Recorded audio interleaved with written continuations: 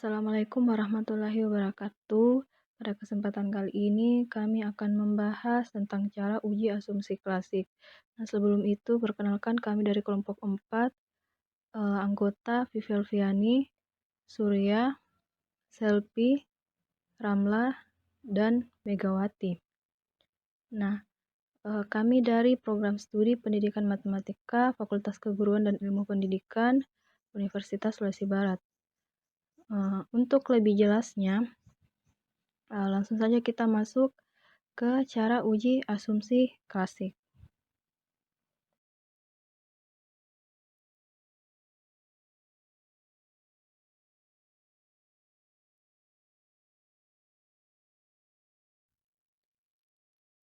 Nah, sekarang kita akan membahas cara uji asumsi klasik. Dalam uji asumsi klasik, ada 5 cara yang bisa dilakukan, yaitu yang pertama uji normalitas, yang kedua uji linearitas, yang ketiga uji heteroskedastisitas, yang keempat uji multikolinearitas, dan yang kelima yaitu uji autokorelasi. Nah, dari 5 cara uji asumsi klasik ini kemudian akan kita bahas satu persatu oleh anggota kelompok 4. Nah, untuk yang pertama yaitu uji normalitas akan dibahas oleh saya, yaitu Vivi Alfiani, saya sendiri. Nah, untuk lebih jelasnya kita langsung ke materinya.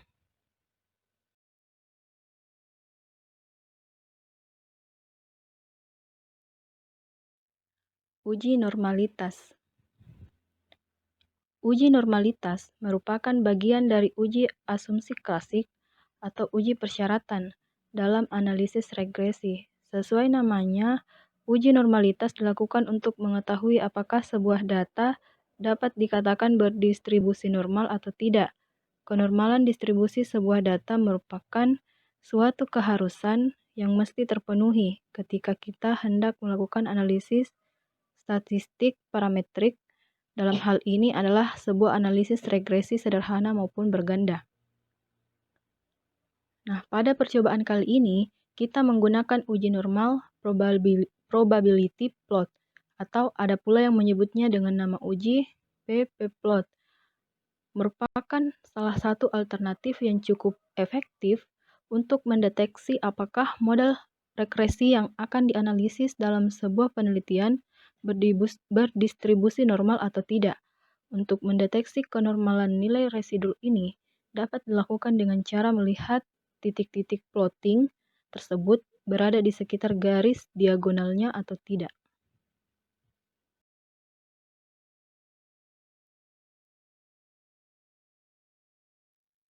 Adapun pedoman pengambilan keputusan dalam uji normal probability plot yaitu untuk mendeteksi kenormalan nilai residu ini dapat dilakukan dengan cara melihat titik-titik plotting yang terdapat dalam hasil output SPSS. Adapun ketentuannya adalah sebagai berikut. 1. Jika titik-titik atau data berada di dekat atau mengikuti garis diagonalnya, maka dapat dikatakan bahwa nilai residu berdistribusi normal. Nah, yang kedua, jika titik-titik menjauh atau tersebar dan tidak mengikuti garis diagonal, maka hal ini menunjukkan bahwa nilai residu tidak berdistribusi normal. Ini menurut Imam Ghazali.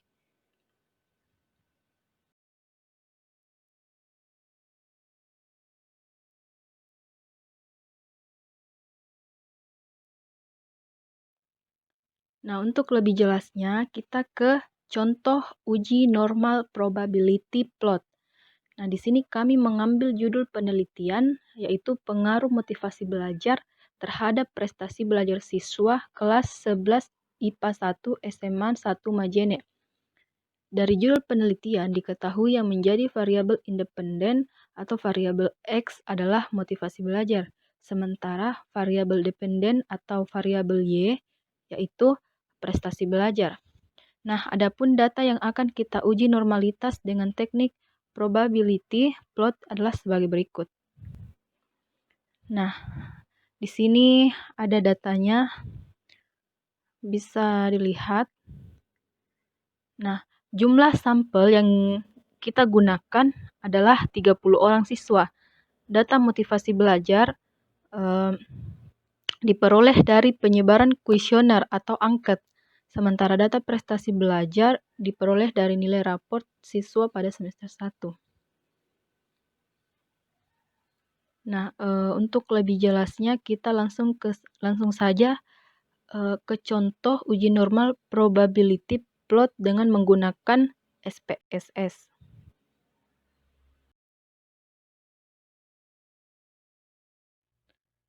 Langkah pertama yang kita lakukan yaitu kita ketik motivasi pada kolom name, kemudian kita ketik juga prestasi, kemudian lanjut di kolom desimal kita ganti menjadi 0, kemudian pada label kita ketik motivasi belajar atau variabel X, dan baris kedua yaitu prestasi belajar atau variabel Y. Nah, selanjutnya pada kolom measure kita ganti dengan menjadi scale. Nah, setelah itu kita klik data view. Nah, muncullah seperti ini. Ada variabel motivasi dan prestasi. Variabel motivasi itu variabel X ya, dan prestasi itu variabel Y. Kemudian kita melakukan copy paste data yang telah kita buat. Nah, ini sudah kita copy paste. Nah, langkah selanjutnya yaitu klik analyze, kemudian regression, kemudian linear. Nah, akan muncul seperti ini. Kemudian variabel prestasi belajar dependent dan motivasi belajar di independent. Kemudian klik plots. Nah, muncul seperti ini. Kemudian kita centang normal probability plot. Kemudian kita continue, kemudian oke. Nah, muncullah hasil atau output uji normalitas dengan teknik probability plot. Nah, sekarang kita mau lihat titik-titik plottingnya pada charts. Nah, ini teman-teman bisa lihat. Sekarang kita lanjut ke interpretasinya.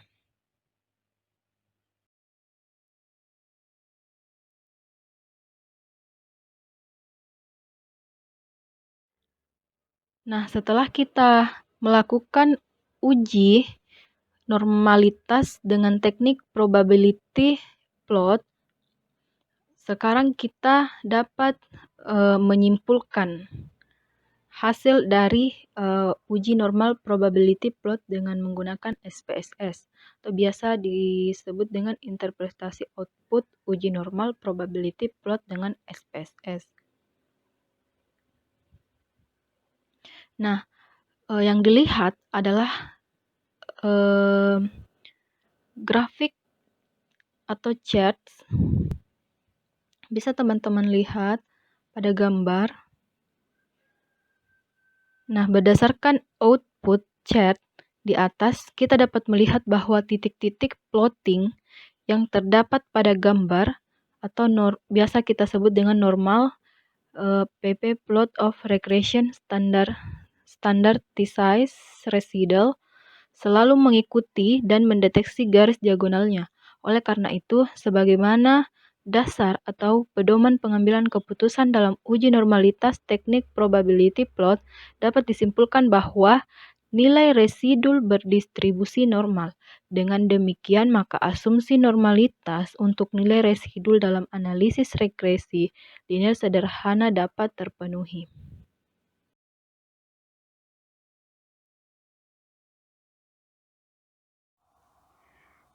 Baik, di sini saya akan melanjutkan materi yang dipaparkan oleh Saudari Vivi, yaitu yang kedua, uji linearitas.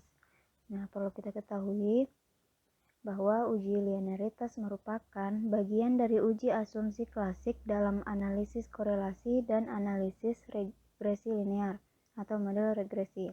Sebuah model regresi dikatakan baik atau memenuhi persyaratan apabila ada hubungan linear antara satu variabel independen dengan satu variabel dependen.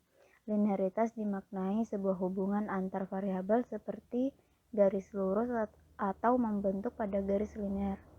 Salah satu cara untuk mendeteksi ada tidaknya hubungan yang linear antar variabel ini dapat dilakukan dengan teknik grafik scatter plot.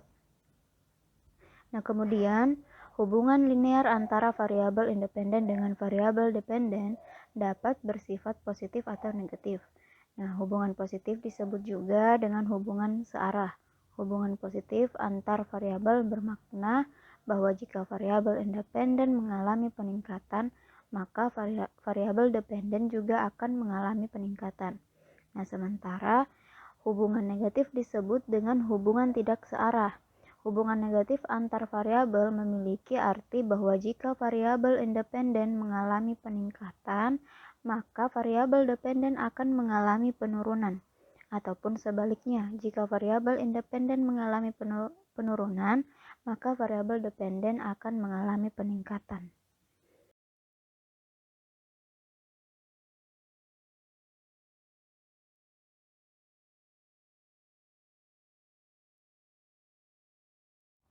Oke, selanjutnya kita masuk pada contoh. Nah, adapun contoh grafik scatter plot yang menunjukkan arah hubungan linear yang bersifat positif dan negatif antara variabel independen dengan variabel dependen dapat kita lihat pada gambar di bawah ini. Nah, bisa dilihat contoh grafik scatter plot menunjukkan arah hubungan linear bersifat positif. Nah, berdasarkan grafik scatter plot di atas terlihat titik-titik plot data membentuk pola garis lurus dari kiri bawah naik ke kanan atas. Nah, hal ini menunjukkan adanya hubungan yang linear dan positif antara variabel minat belajar yaitu X dengan variabel prestasi belajar yaitu Y. Nah, hubungan positif ini dapat bermakna bahwa jika minat belajar siswa mengalami peningkatan, maka prestasi belajar akan meningkat pula. Nah, kemudian bisa dilihat pada yang di sebelahnya, contoh grafik scatter plot menunjukkan arah hubungan linear bersifat negatif. Nah, berdasarkan grafik scatter plot di atas ini terlihat titik-titik plot data membentuk pola garis lurus dari kanan bawah naik ke kiri atas. Nah, hal ini menunjukkan adanya hubungan yang linear dan negatif antara variabel stres kerja yaitu X dengan variabel kinerja pegawai yaitu Y. Nah, hubungan negatif ini dapat bermakna bahwa jika stres kerja mengalami peningkatan, maka kinerja pegawai akan mengalami penurunan dan sebaliknya.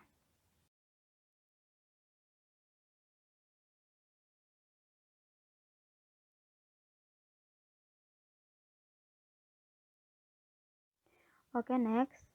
Selanjutnya, dasar pengambilan keputusan uji linearitas grafik scatter plot.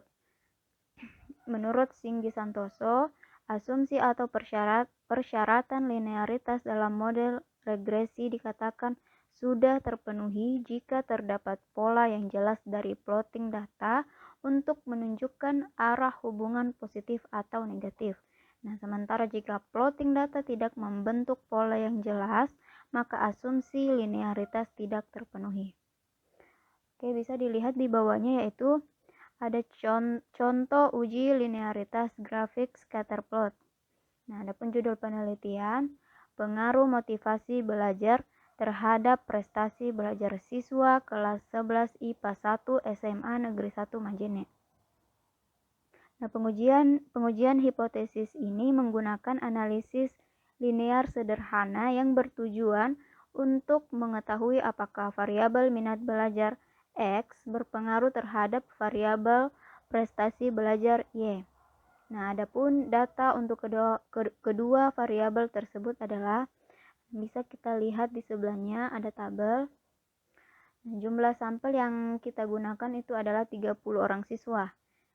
Data motivasi belajar, yaitu X, diperoleh dari penyebaran kuesioner atau angket. Sementara data prestasi belajar, yaitu Y, diperoleh dari nilai rapor siswa pada semester 1.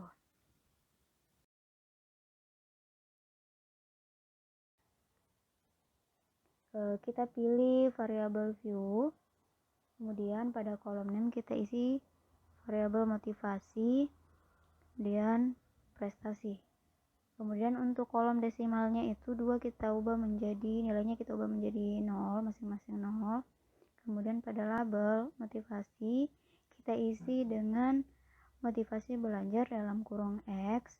Kemudian untuk pada prestasi kita isi menjadi prestasi belajar dalam kurung Y. Kemudian pada measure-nya unknown kita ubah menjadi scale. Kemudian teman-teman kalian bisa lihat pada pojok kiri bawah itu ada data view. Kita pilih data view. Nah, sebelumnya di sini saya sudah membuat datanya itu pada Microsoft Excel. Nah, jadi di sini saya hanya mengkopinya masuk ke dalam SPSS. Ya, bisa dilihat ya, itu ada 30 data.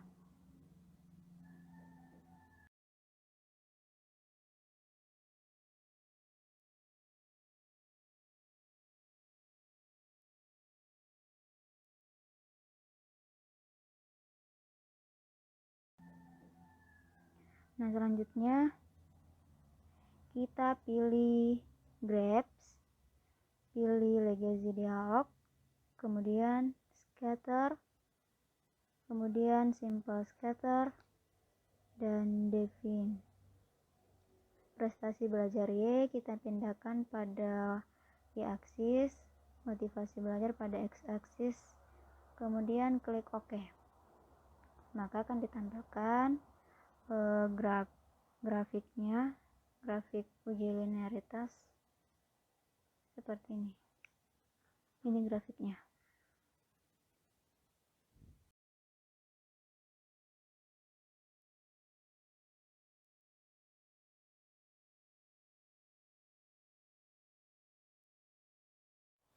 Nah, berdasarkan output grafik scatter plot di atas, nah terlihat titik-titik plot data itu membentuk pola garis lurus dari kanan bawah naik ke kiri atas.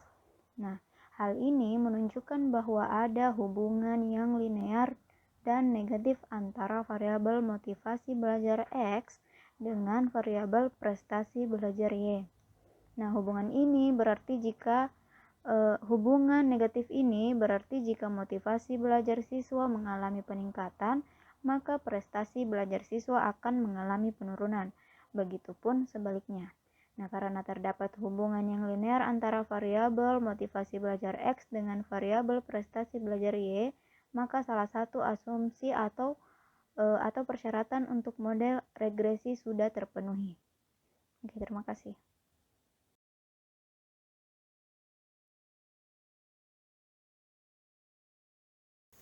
Baik, saya Selvi akan menjelaskan pada bagian ketiga, yaitu uji heteroskedastisitas. Uji heteroskedastisitas merupakan bagian dari uji asumsi klasik dalam analisis regresi yang bertujuan untuk menguji apakah model regresi terjadi ketidaksamaan variansi dari nilai residual satu pengamatan ke pengamatan yang lain. Jika variansi dari nilai residu satu pengamatan ke pengamatan lain bersifat tetap, maka disebut homoskedastisitas. Namun jika variansi dari nilai residu satu pengamatan ke pengamatan lain berbeda, maka disebut heteroskedastisitas. Model regresi yang baik seharusnya tidak terjadi gejala heteroskedastisitas. Salah satu cara mendeteksi ada tidaknya gejala heteroskedastisitas dalam model regresi adalah dengan melakukan uji Gleiser. Prinsip kerja uji heteroskedastisitas menggunakan uji Gleiser ini adalah dengan cara meregresikan variabel independen terhadap nilai absolut atau ABS-RES dengan rumus persamaan regresi adalah UT sama dengan A ditambah B X T tambah VT.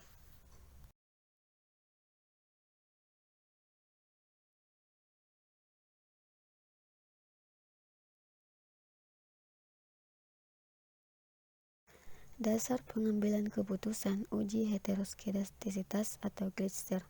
Yang pertama, jika nilai signifikansi lebih besar dari 0,05, maka kesimpulannya adalah tidak terjadi gejala heteroskedastisitas dalam model regresi. Kedua, jika nilai signifikansi lebih kecil dari 0,05, maka kesimpulannya adalah terjadi gejala heteroskedastisitas dalam model regresi. Contoh uji heteroskedastisitas dengan uji Gleiser. Judul penelitian: pengaruh motivasi belajar, minat belajar terhadap prestasi belajar siswa kelas 11 IPA 1 SMA Negeri 1 Majene. Adapun datanya adalah sebagai berikut. Keterangan: jumlah sampel yang digunakan adalah 30 orang siswa dan data motivasi belajar X1 dan minat belajar X2, sementara data prestasi belajar Y. Pada bagian nama kita tulis saja motivasi, kemudian minat dan prestasi. Nah, pada bagian desimal ubah semua menjadi 0. Kita ubah menjadi 0 dan pada labelnya kita tuliskan motivasi X1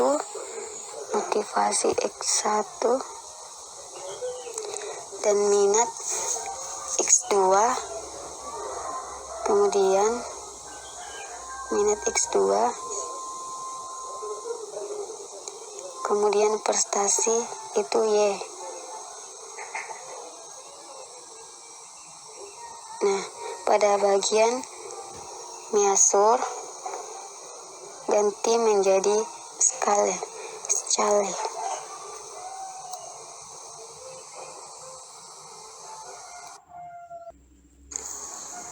Abaikan yang lainnya maka tampak di layar sebagai berikut. Setelah itu kita klik data view, lalu masukkan data penelitian untuk variabel motivasi, minat, dan prestasi yang sebelumnya sudah dipersiapkan. Bisa dengan cara copy paste atau ditulis satu persatu ke SPSS dengan variabel baru, yakni variabel unstandardized residual atau RES1. Caranya dari menu SPSS pilih analyze, lalu klik regression, kemudian klik linear. Muncul kotak dialog dengan nama linear regression. Selanjutnya masukkan variabel prestasi Y ke kolom dependen. Kita masukkan ke kolom dependen variabel prestasi Y. Lalu kita masukkan variabel motivasi X1 dan minat X2 ke kolom independen. Kemudian setelah itu kita klik save.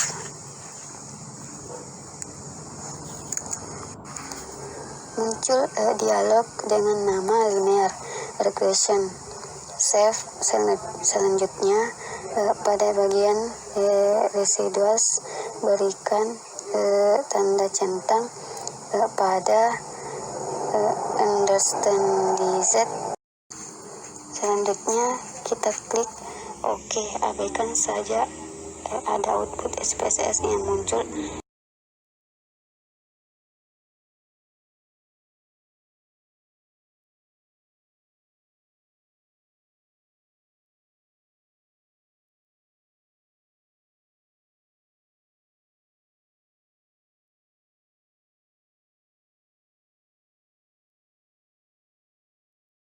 Buka data view, maka perhatikan di situ muncul variabel baru dengan nama res1 tampak di layar.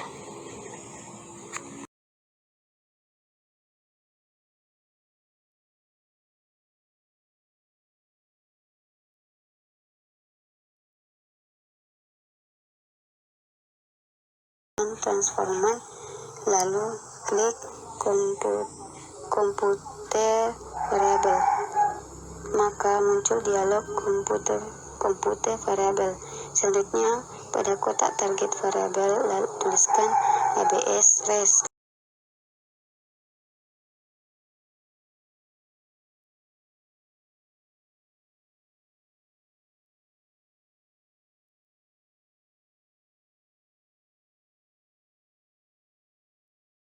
Pada kotak numerik expression ketikkan ABS res1 tampak di layar.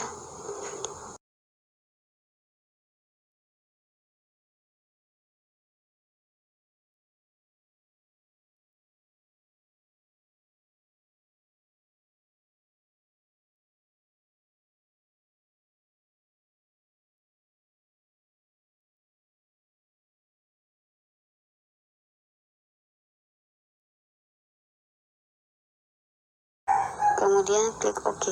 Abaikan saja yang ada output SPSS yang muncul.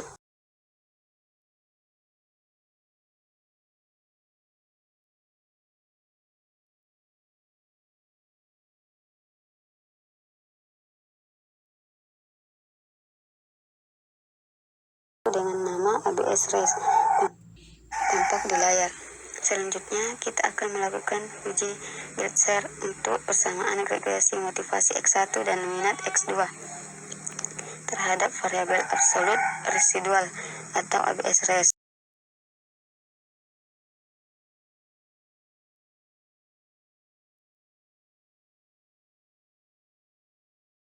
Dari menu utama SPSS, pilih Analyze, kemudian pilih Regression, lalu klik Linear. Muncul kotak dialog dengan nama Linear Regression. Selanjutnya keluarkan variabel prestasi Y yang terdapat pada kolom dependen, lalu ganti dengan variabel ABS res.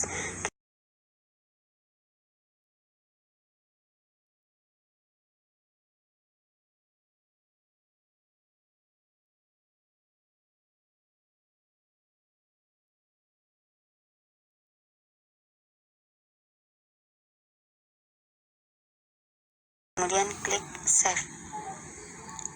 Nah, muncul kotak dengan nama Linear Regression. Save. Selanjutnya pada bagian residuals hilangkan tanda centang pada understand this. Nah, langkah yang terakhir adalah klik OK untuk mengakhiri perintah. Maka kita akan bisa melihat output SPSS dan selanjutnya kita tinggal interpretasikan saja.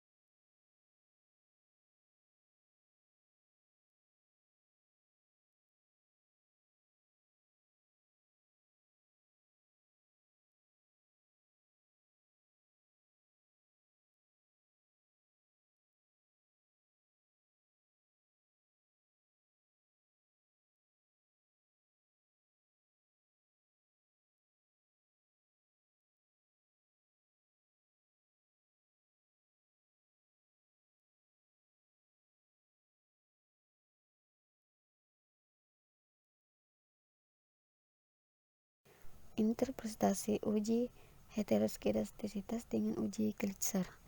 Untuk memaknai hasil uji heteroskedastisitas dengan uji Klitzer ini, maka kita cukup melihat tabel output koefisien dengan variabel ABS res berperan sebagai variabel dependen.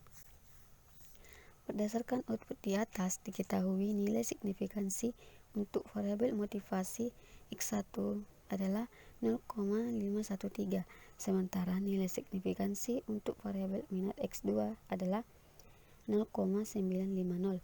Karena nilai signifikansi kedua variabel di atas lebih besar dari 0,05, maka sesuai dengan dasar pengambilan keputusan uji Klitzer, dapat disimpulkan bahwa tidak terjadi gejala heteroskedastisitas dalam model regresi.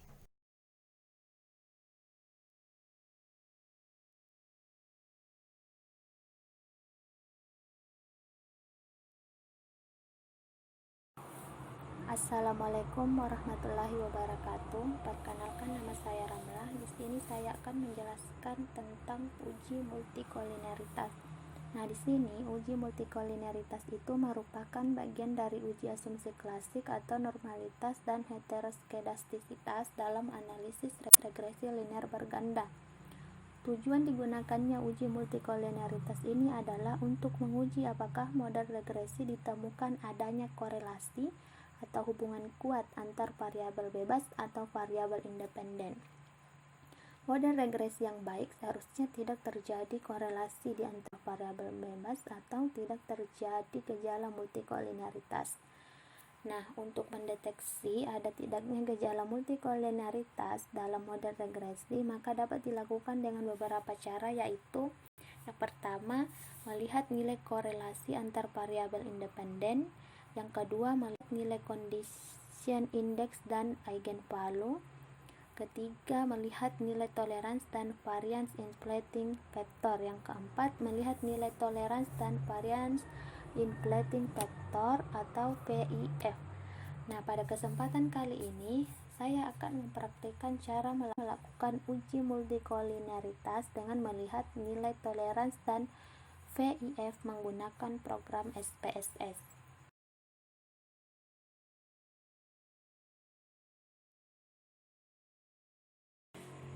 Kemudian adapun dasar pengambilan keputusan uji multikolineritas atau tolerance dan VIF.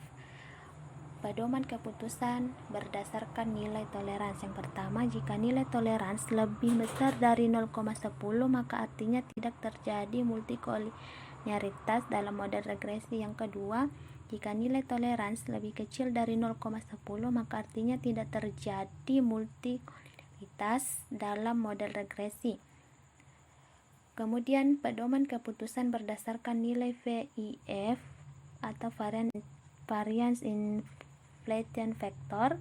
Pertama, jika nilai VIF lebih kecil dari 10,00, maka artinya tidak terjadi multikolineritas dalam model regresi. Yang kedua, jika nilai VIF lebih besar dari 10,00, maka artinya terjadi multikolineritas dalam model regresi. Nah, kedua dasar pengambilan keputusan dalam uji multikolineritas di atas akan menghasilkan kesimpulan yang sama atau tidak akan bertentangan.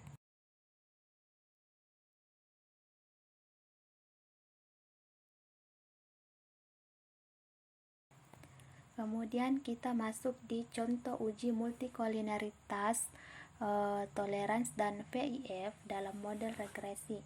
Nah, di sini ada pun judul penelitian yang kami gunakan, yaitu pengaruh motivasi belajar, minat belajar terhadap prestasi belajar siswa kelas 11 IPA 1 SMA Negeri 1 Majene. Adapun datanya mungkin bisa kita lihat tabel yang ada di layar. Nah, di sini jumlah sampel yang digunakan adalah 30 orang siswa.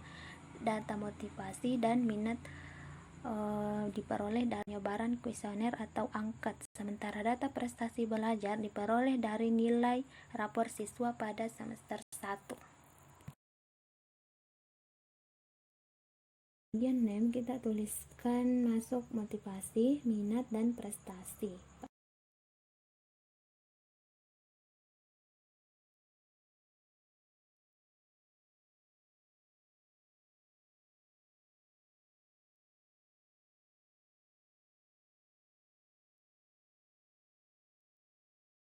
Bagian desimal, ubah semua menjadi angka 0 karena tidak ada angka di belakang koma.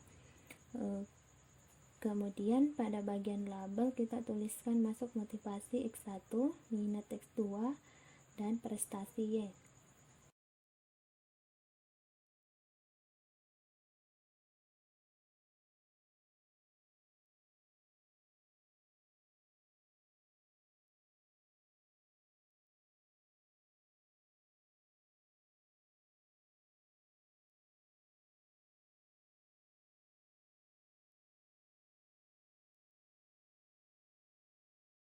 Setelah itu pada bagian measure ubah menjadi scale.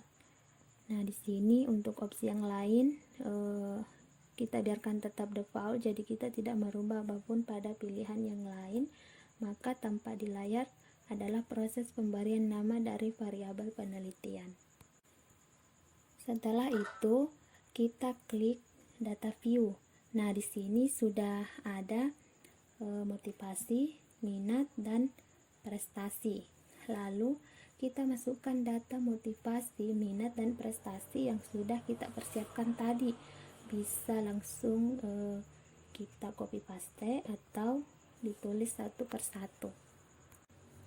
Selanjutnya dari menu SPSS kita pilih menu analyze.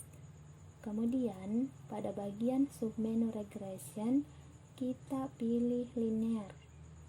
Maka muncul kotak baru dengan nama linear regression. Selanjutnya kita masukkan variabel motivasi X1 dan minat X2 pada kotak independen. Lalu kita masukkan variabel prestasi Y pada kotak dependen.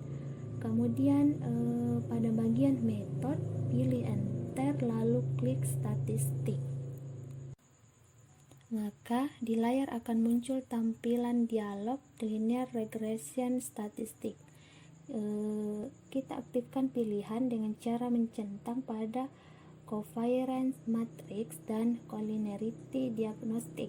Kita abaikan pilihan yang lain atau kita biarkan tetap default. Kemudian kita klik continue.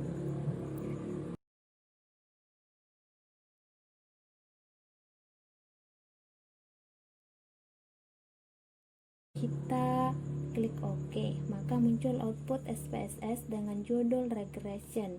Untuk melihat ada tidaknya gejala multikoliniaritas dalam model regresi, maka kita cukup memperhatikan tabel output atau koefisien.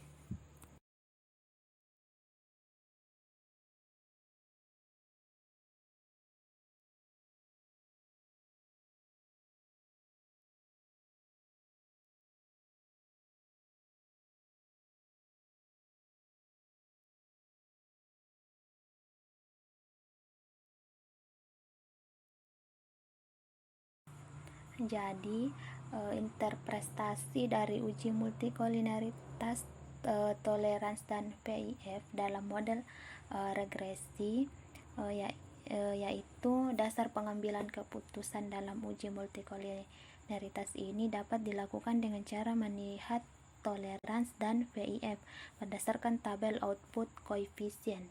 Pada bagian collinearity statistik diketahui nilai toleransi dan variabel motivasi X1 dan minat X2 adalah 0,435 lebih besar dari 0,10, sementara nilai VIF untuk variabel motivasi X1 dan minat X2 adalah sebesar 2,299 lebih kecil dari 10,00. Maka mengacu pada dasar pengambilan keputusan dalam uji multikoliniaritas dapat disimpulkan bahwa tidak terjadi gejala multikoliniaritas dalam model regresi.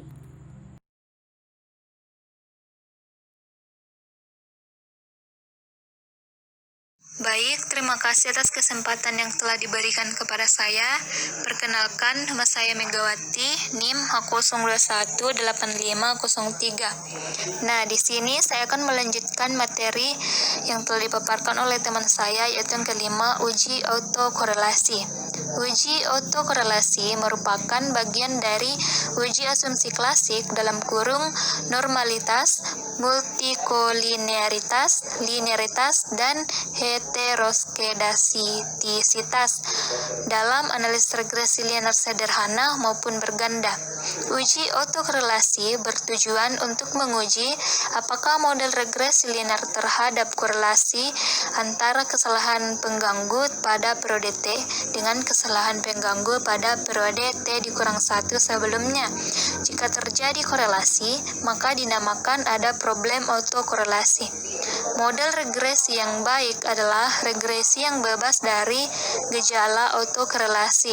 Ada beberapa cara atau teknik yang dapat digunakan untuk mendeteksi ada atau tidaknya gejala autokorelasi seperti uji Durbin-Watson, uji Lagrange multiplier atau LM test, uji Breuch-Godfrey, dan uji Runge test. Kali ini kita hanya akan membahas mengenai uji autokorelasi dengan Durbin-Watson atau DW test.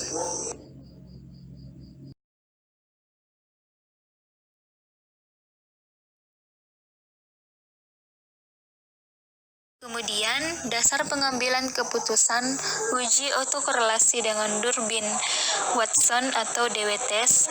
Metode pengujian yang sering digunakan dalam penelitian skripsi kuantitatif adalah dengan uji Durbin-Watson atau uji DW dengan ketentuan dasar pengambilan keputusan sebagai berikut. Yang pertama, jika D Durbin-Watson lebih kecil dari DL atau lebih besar dari dalam kurung 4 dikurang DL, maka hipotesis 0 ditolak, yang berarti terdapat autokorelasi.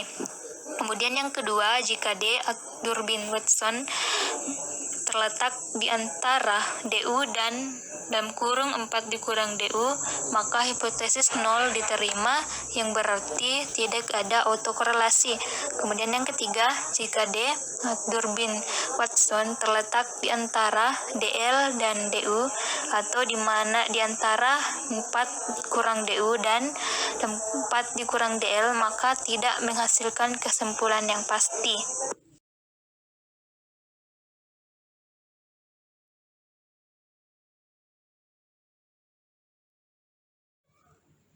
Kita lihat contoh uji autokorelasi dengan Durbin-Watson atau DW test. Judul penelitian, pengaruh motivasi belajar, minat belajar, gender terhadap prestasi belajar siswa kelas 11 IPA 1 SMA Negeri 1 Majene. Adapun datanya sebagai berikut. Kita lihat pada slide tabelnya. Motivasi sebagai X1, minat sebagai X2, gender sebagai X3, kemudian prestasi belajar sebagai Y. Keterangan, jumlah sampel yang digunakan adalah 30 orang siswa. Data motivasi sebagai variabel X1, minat sebagai variabel X2, gender sebagai variabel X3, dan prestasi belajar sebagai variabel Y. Nah, pada kolom name, baris pertama kita isi X1, kemudian baris kedua X2, kemudian baris ketiga X3, kemudian baris keempat Y, yang kita ganti yaitu desimal, kita jadikan 0, semuanya kita jadikan 0, kita ubah 0 semua. Setelah itu kita di labelnya X1 motivasi, kemudian X2 yaitu minat, kemudian X3 yaitu gender, kemudian Y-nya yaitu prestasi. Nah, sesudah itu kita pilih pada data view. Kemudian kita isikan masing-masing berdasarkan contoh yang ada di slide, data contoh yang ada di slide. Ya, untuk itu kita copy saja, masuk saja. untuk tidak membuang waktu untuk mengetik. Nah, sesudah itu kita cek apakah datanya sudah lengkap. Kita cek apakah datanya sudah lengkap. Nah, jika kita rasa lengkap, kita pilih analis. Kita klik analis, kemudian regression, klik regression, kemudian linear, klik linear, kan tampil linear regression. Nah, proses kita tempatkan pada independen, kita klik panahnya, kemudian motivasi kita tempatkan pada independen, kemudian minat independen, kemudian gender pada independen. Nah, setelah itu kita pilih statistik. Sesudah itu kita pilih centang pada Durbin-Watson. Kemudian kita pilih continue. Sesudah itu kita oke, maka akan tampil gambar seperti ini. Nah, yang kita lihat hanya pada model summary saja berdasarkan Durbin-Watson-nya. Nah, itulah gambarannya, dan kurang lebihnya mohon dimaafkan. Sekian.